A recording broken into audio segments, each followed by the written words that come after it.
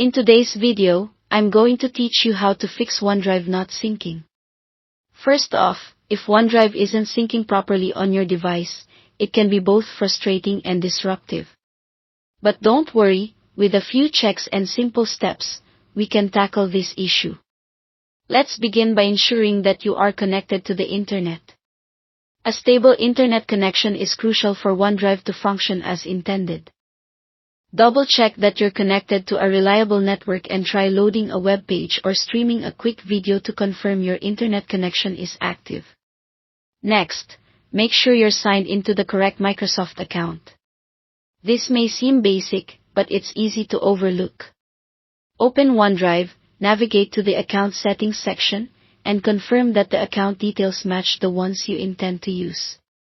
If not, you'll need to log out and sign back in with the correct credentials. Now, let's verify your storage status. Onedrive might not sync if you're out of storage space. Head over to the Onedrive section in your File Explorer and compare the available space with what is currently being used.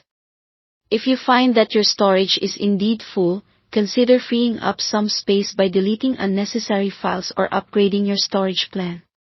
Another important step is to check Onedrive Sync status. You'll need to click on the Onedrive Cloud icon in your system tray, usually found on the bottom right of your screen. You can see if there are any error messages or alerts that might give you clues as to what the issue could be. If you spot any errors, clicking on them should present you with an option to view more details or advice on fixing the issue.